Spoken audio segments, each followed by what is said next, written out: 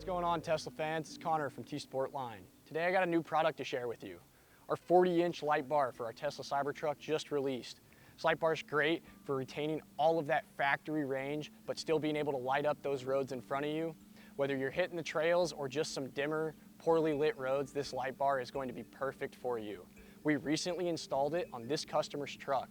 This customer wanted to keep all of that factory range without filling up the front of the car with a bunch of pod lights. We still have to be able to see all those dark roads, all those dark trails. This light bar is going to be perfect for that.